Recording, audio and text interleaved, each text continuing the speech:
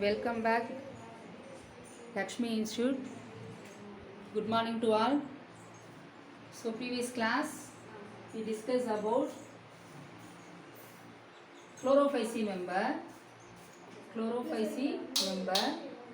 Now today we have seen another class, phaeophyce. That means brown algae. Common name brown algae. Previous class you have already seen chlorophyce, green algae. Here phaeophyce, another one, second class phaeophyce, brown algae is a common name. Then one more thing, every day you have noted what is newly species we have noted every day, each and every day one. Do you know, உங்களுக்கு தெரியுமா அப்படிங்கிற ஒரு segment நம்ம வச்சுருக்கோம். அதில் ஒவ்வொரு நாளும் ஒரு புது இன்ஃபர்மேஷன் நம்ம பார்க்கலாம், சரிங்களா? ஸோ இன்றைக்கி நம்ம பார்க்க போகிறது என்ன அப்படின்னு பார்த்தீங்கன்னா, ஓல்டஸ்ட் ரெக்கார்டட் ஆல்கே. நம்ம ஆல்கேயில் வந்து பார்த்தீங்கன்னா மொத்தம் 11 கிளாஸஸ் இருக்குது. நீங்கள் 11th புக்கில் சமச்சீர் புக் எடுத்து பார்த்தீங்கன்னா தெரியும். அதில் பார்த்தீங்கன்னா 11 கிளாஸஸ் கொடுத்துருப்பாங்க. ஸோ அதில் நம்ம வந்து சமச்சீராக இருக்கட்டும் இல்லை என்சிஆர்டி டாப்பிக்காக இருக்கட்டும், ரெண்டுலேயுமே இப்போ வந்து நம்ம 3 குரூப் தான் படிக்கிறோம், சரிங்களா? ஸோ அதான் வந்து குளோரோஃபைசி, ஃபேயோஃபைசி, ரோடோஃபைசி. ஓகே, இப்போ அதில் நம்ம படிக்கிற மொத்த ஆல்கா குரூப்பில் பழமை வாய்ந்த ஆல்கா பதிவேட்டில் உள்ளது எது அப்படின்னு கேட்டால், நம்மளுடைய இக்லாஜிக்கல், அதாவது உயிரினங்கள் தோன்றிய காலம் முதல் அப்படின்னு சொல்லிட்டு தனியாக வந்து இருக்குது. அதாவது தொல்லுயிர் படிமம்னு சொல்லுவாங்க. அந்த டாப்பிக்கை பற்றி சொல்லணும்னா இங்கிலீஷில் என்ன சொல்லுவாங்கன்னா அது பேலியோபாட்னின்னு சொல்லுவோம், சரிங்களா? அதாவது இறந்து போன உயிரினங்கள், அதாவது அழிந்து போன உயிரினங்களை பற்றின ரெக்கார்ட், சரிங்களா? ஒவ்வொரு பிரிவுலையுமே நம்ம படிக்கிற ஒவ்வொரு பிரிவுலையுமே இருக்குது, சரிங்களா? அந்த அழிந்து போனதை ஒரு பதிவேட்டில் பதிவு பண்ணியிருப்பாங்க. ஸோ அதை ரெட் டேட்டா புக்குன்னு சொல்லுவோம். என்டேஞ்சர்டு ஸ்பீஷிஸ், அழிந்து போன, மறைந்து போன அப்படின்னு சொல்லுவோம். ஸோ அந்த மாதிரி இருக்கிறது எந்த பீரியடில் இருந்துச்சு, இந்தமாரி நமக்கு ஒரு பெரிய ஹிஸ்ட்ரியே இருக்குது நமக்கு, பிளான்ட்டு அனிமல்ஸு பொறுத்தளவு, சரி? எந்தெந்த உயிரினங்கள், இப்போ ஒரு பாக்டீரியா இருக்கட்டும், நம்ம லோயர் ஆர்கனிசம் எடுத்துக்குவோம், சரிங்களா? கீழ் உயிரினங்கள் சொல்லக்கூடிய வைரஸ், வைரஸ் கூட சொல்லலாம், வைரஸ், பாக்டீரியா, அப்புறம் ஆல்காக்கள், பூஞ்சைகள் அப்படின்னு பார்க்கும்போது இதெல்லாம் வந்து கண்ணுக்கு வைரஸ்கள் வைரஸ் பாக்டீரியா மட்டும், அப்புறம் மைக்கோபிளாஸ்மா, சரிங்களா? அதுக்கப்புறம் வரதெல்லாம் பார்த்தீங்கன்னா நமக்கு ஓரளவு இது வந்து பிளான்ட்டுங்கிற அப்பியரன்ஸ் எப்போ தெரிய ஆரம்பிக்கும் அப்படின்னா, நமக்கு பிரையோஃபைட்டு இல்லை, ஆல்கே, பிரையோஃபைட்டு, இதுவும் பார்த்தீங்கன்னா தாலஸ்ன்னு தான் சொல்லுவோம். அதாவது வித்தியாசம் நேற்று உங்களுக்கு சொல்லியிருந்தேன், நேற்று கிளாஸ்லையுமே சொல்லியிருந்தேன். ரூட்டு, ஸ்டெம், லீஃப்னு எதை வேறுபடுத்தி சொல்ல முடியாதோ அதை தான் என்ன சொல்லுவோம், டாலஸ் அப்படின்னு சொல்லுவோம். இப்போ இதெல்லாம் பார்த்தீங்கன்னா ஒரு குறிப்பிட்ட காலநிலைகளில் பீரியட், எரா, பீரியட், எபாக், அதாவது காலம், ஊழி அப்படின்னு சொல்லி ஒரு குறிப்பிட்ட தலைப்பில் எந்த பீரியடில் எந்த காலத்தில் இது உருவாகி எவ்வளோ நாள் இருந்தது, எத்தனை வருஷம், எத்தனை மில்லியன் இயர்ஸ் ஆர் பில்லியன் இயர்ஸ்ன்னு சொல்லுவோம்.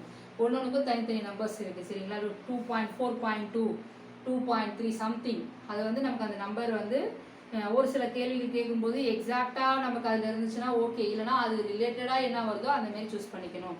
இதுமாரி நமக்கு கேட்க வாய்ப்புகள் இருக்குது, சரிங்களா? ஸோ ஏன் இது சொல்ல வரேன்னா, அந்த மாதிரி இருக்கக்கூடிய காலநிலைகளில் பதிவேட்டில் இருக்கக்கூடிய ஆல்கே அப்படின்னா, பழமை வாய்ந்த பதிவேட்டில் இருக்கக்கூடிய ஆல்கே எதுன்னு கேட்டால் கிரிப்பானியா.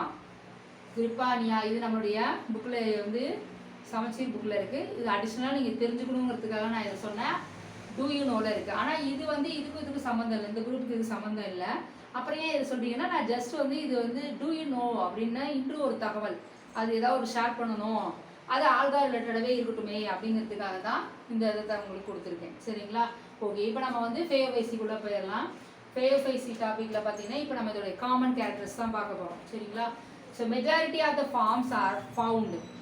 அதாவது என்னது அதிகமாக இதில் இதாக இருக்கும் அப்படின்னு பார்த்தீங்கன்னா, மெரைன் ஹேபிட். எங்கே அதிகமாக இருக்கும் அப்படின்னா கடலில் தான் அதிகமாக இருக்கும், சரிங்களா? அங்கே தான் அதிகமாக வசிக்கக்கூடியது.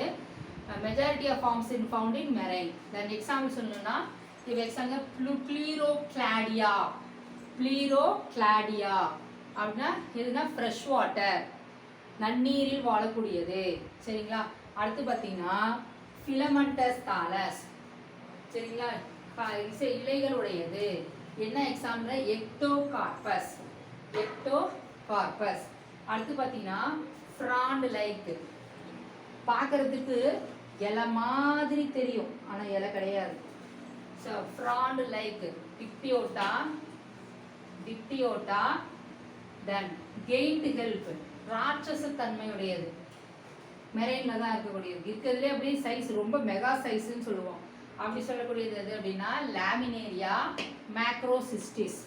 லாமினேரியா மேக்ரோசிஸ்டிஸ். அடுத்தது பார்த்தீங்கன்னா நெக்ஸ்ட் தாலஸ் இஸ் டிஃபரன்ஷியேட்டட். தாலஸை எப்படி வேறுபடுத்துறது நான் உங்களுக்கு சொல்லியிருந்தேன். தாலஸை வந்து எப்படி வேறுபடுத்தலாம் அப்படின்னா லீஃப் லைக் ஃபோட்டோசிந்தட்டிக் பார்ட்.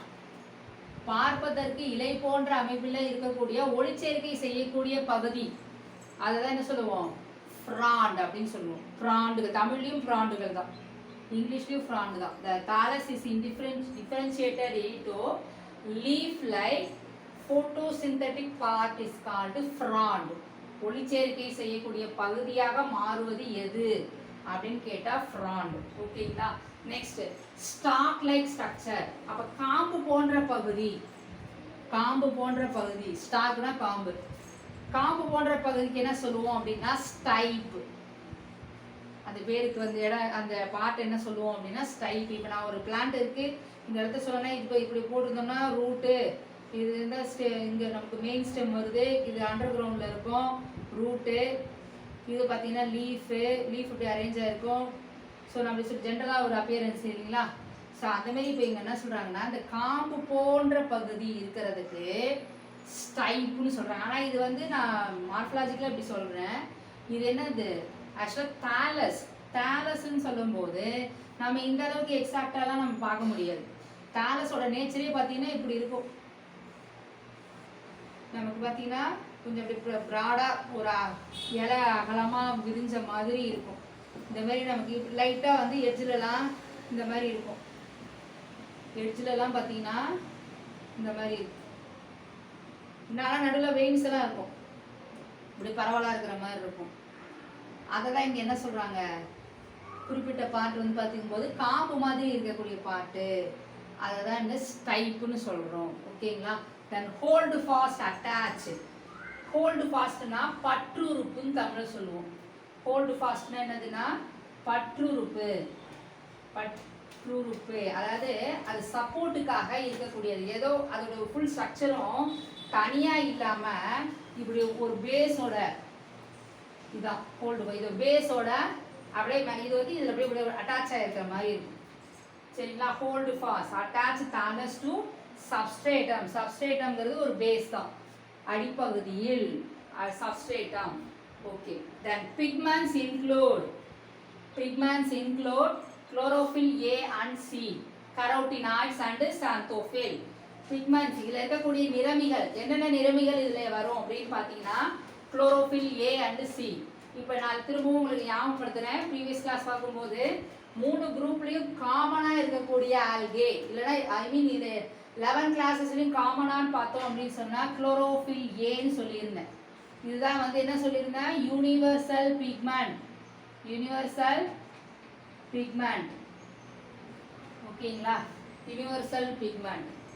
இதே இப்போ இங்கே நமக்கு என்ன சொல்லியிருக்கிறாங்க, A and C and carotenoids and xanthophyll. One more thing, carotenoid and xanthophyll. இதான் வந்து பேஎஃப்ஐசி மெம்பரில் கூட பிக்மெண்ட்ஸ். நமக்கு பிக்மெண்ட்ஸ் என்னன்னு கூட கொஸ்டின் கேட்கலாம். தென் கோல்டன் ப்ரௌன் பிக்மெண்ட், அதுக்கு நேம் என்ன சொல்லுவோம் அப்படின்னா ஃபியூகோசாந்தின். ஃபியூகோசாந்தின், golden brown pigment called a fucoxanthin. Then mannitol and laminarian. Mannitol and laminarian are the reserve food material. Note பண்ணுங்க, முக்கியமான வார்த்தை reserve food material. reserve food material அப்படின்னு பார்த்தோம்னா mannitol and laminarian. important point note பண்ணி, each and every sentence they may be asked question form. ஓகேங்களா sir reserve food material. தென் 2 laterally inserted unequal flagella.